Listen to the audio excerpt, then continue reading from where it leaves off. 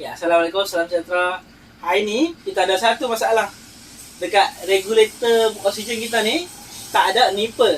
Tak ada nipple yang warna, yang kebiasaannya warna putih atau warna hijau. Untuk sambungkan regulator ni dengan kita punya oksigen mask. So, macam mana kita nak buat? First, kita boleh order online lah. Okay, ada nipple tu harga RM4, tapi kena beli dua. Lepas tu campur dengan cas ni lah, penghantaran dan sebagainya. Ataupun lagi satu, kita boleh improvise sementara, nak tunggu mungkin seminggu baru sampai. Dia datang daripada luar negara tau kebanyakan.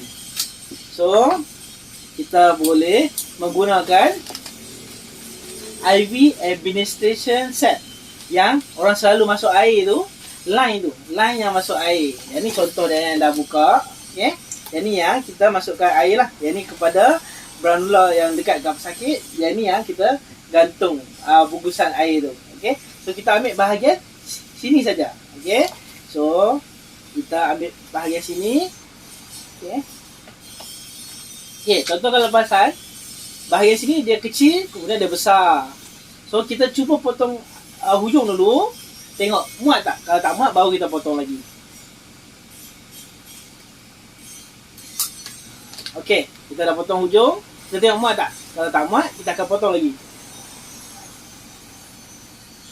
Alamak, yang ni terlalu kecil.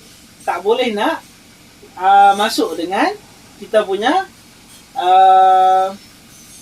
regulator ni. Macam mana tak boleh masuk? Alamak. So, tak semua saiz sesuai lah dengan regulator kita. Ada setengah company dia buat besar, lagi tak sesuai lah. Yang kecil ni pun tak sesuai. So, macam mana kita nak adjust Kalau kita boleh adjust yang ni yang paling kecil tau. Hujung lah sekali. Tak muat lah. Okay, so bila dah potong, bahagian yang tajam ni dia besar. Kita nak yang kecil. So kita ambil yang hujung ni ya. Okey, yang kecil ni kita masuk. Okey, baru muat. Okey, kalau yang besar ni confirm tak muat lah. Dia longgar lah, dia akan jatuh. Yang kecil ni baru dia muat. Kemudian kita tengok boleh tak dia beri oksigen. Okey, kita masukkan 15 liter per minit.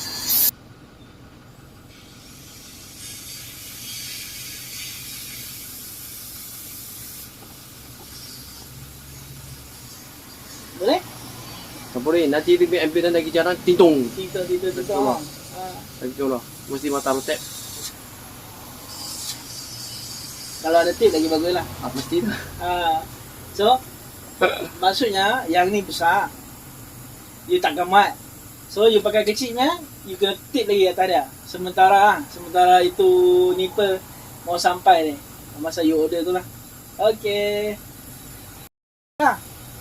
Fakta lah. Kena adjust sikit. Cari yang saiz sesuai dengan ini. Okay.